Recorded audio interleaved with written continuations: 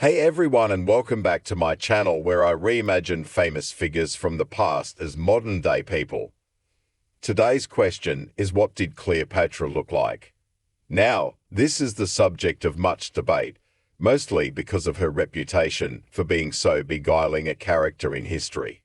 I want to walk through what we know and we don't know about Cleopatra's appearance, as well as, of course, show some of my modern-day recreations of one of her statues. Before we proceed with the video, please, if you haven't subscribed yet and you found value in this video, kindly hit that subscribe button. Give this video a thumbs up, share your opinion in the comments section below, and a big thank you to all our amazing subscribers. Please don't forget to share this video with your friends and spread the love. Your support means the world to us. So let's start with what we do know about Cleopatra. First of all, Cleopatra was mesmerizing. She was someone that could charm absolutely anyone. She threw amazing parties. She knew how to dress to impress and spoke several languages. Her intelligence was really off the charts, and this was said to be the most intriguing thing about her. So there is one account by Plutarch saying that her beauty in itself was not altogether incomparable, nor such as to strike those who saw her. So that's a really common refrain about her, and that's, I think, why people believe that maybe her physical beauty was not unparalleled, but her charm was really immense. But Plutarch also goes on to say, and some of these are a little paraphrased, he also said she had already seen for herself the power of her beauty to enchant Julius Caesar, and that she was a woman who was conscious of her personal beauty and intensely proud of it. So he is then kind of contradicting himself, saying that she did have this immense physical beauty as well. And Dio says for she was a woman of surpassing beauty. And at the time when she was in the prime of her youth, she was most striking. She also possessed most charming voice and a knowledge of how to make herself agreeable to everyone. So she just had such social and emotional intelligence. What we also know is we know about her basic facial structure. And luckily, we have a lot of sources. There's a lot of images of Cleopatra that still exist for us today. So Cleopatra had many coins minted in her image that still survive today, and they all bear the profile of a woman with a strong aquiline nose, full lips, and a small sloping forehead. They all have this consistency in the way that she's portrayed. Luckily, for us, Cleopatra visited Rome several times, and her likeness was captured by the Roman sculptors. Of course, there are many depictions of Cleopatra as well in Egyptian art, but Egyptian art really is more symbolic than meant to represent the specific person.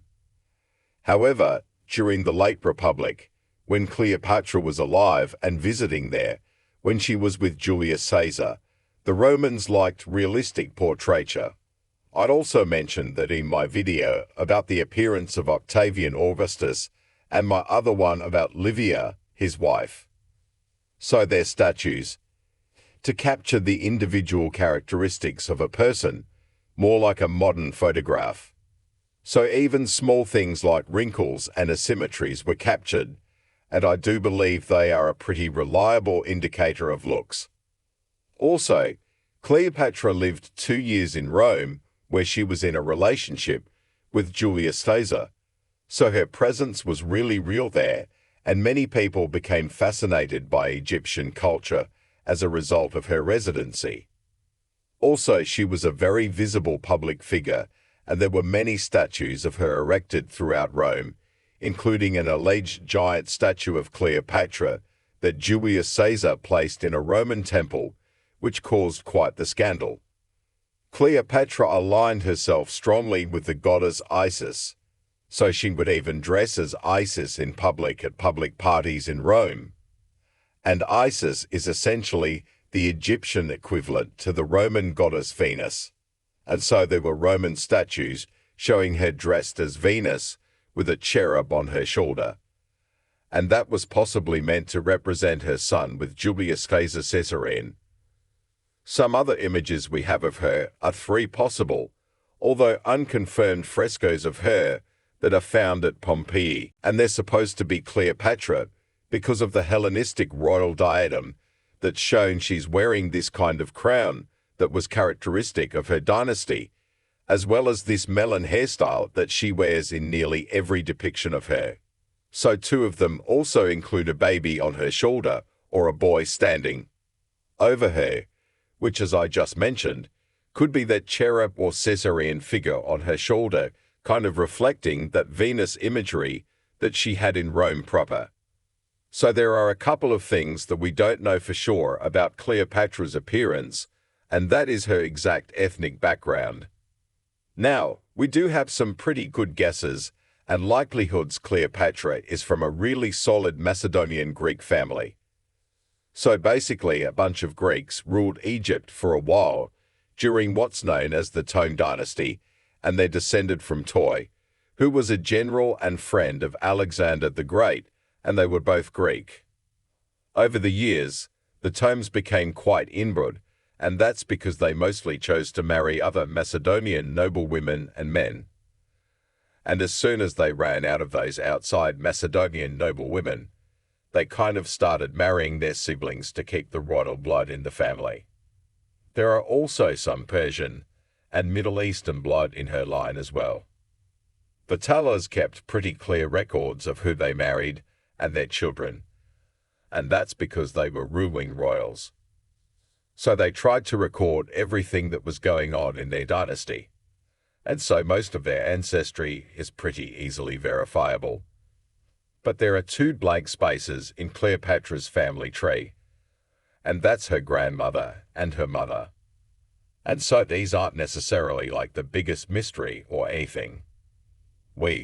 There are some very strong likelihoods and guesses, but it's more just like we've never found the exact record saying this woman was Cleopatra's grandmother and this woman was her mother.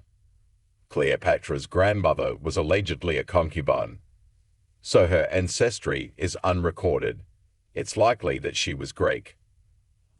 Just because the Tomes loved everything Greek and kept everything really close-knit Greek around them. But this is the first blank in her lineage. So that could have been anyone, that could have been a native Egyptian, that could have been a sub-Saharan African woman, that could have been a European woman. It's totally unknown. And the second blank is Cleopatra's mother. Cleopatra's mother was most likely Queen Cleopatra V Triana, and that's the recorded queen of Ptolemy, who was Cleopatra's father at the time of Cleopatra's birth. But as I said, there's just no record of it anywhere. Now, it would be kind of a big deal if Cleopatra was ill. Legitimate, it probably would have been made note of somewhere. Most Romans didn't like Cleopatra at all, and they were also not shy when it came to calling people bastards. So they probably would have mentioned it. So I do think she was probably a legitimate queen of Egypt at that time, the daughter of the reigning king and queen, to boil it down. Only 25% of Cleopatra's ethnic makeup is totally certain, and that puts her squarely as a quarter European and some Middle Eastern, and I would also consider 50% of her makeup through her presumed mother Cleopatra V to be fairly certain as well, just because it makes, I just think, that the historical likelihood is kind of on the side of that. So that would make her 75% European and some Middle Eastern. Now, the other 25% is totally unknown as of now, and that's from her grandmother, who is a concubine. So do we know anything about her hair or eye color? So I'm going to work off the assumption that Cleopatra was 75% Greek and Middle Eastern. So based on that, it's easy to assume that she had the skin tone of a Greek or Middle Eastern woman, and I would say dark hair and eyes. But there's actually some evidence to the contrary. So I've made a few depictions of her with dark hair, and let's check those out. Something that throws a wrench in our assumptions about Greek women Middle Eastern women having dark hair is that there are a couple of depictions of her with red hair that were made during her lifetime. There's many Greeks that have lighter hair. Alexander, the Great himself, a very famous Greek, had blonder reddish hair, and many Mediterranean folks do too. So those three frescoes from Pompeii show Cleopatra with reddish or brownish reddish hair. And there's also a small cameo image showing Cleopatra with red hair. So here is my red-headed version. So what did you guys think about these possible versions of Cleopatra? What do you think she was likely to look like? I just think this is such a fascinating mystery, and I would be obsessed if they were ever to find her body and able to DNA test it. Thank you guys so much for watching.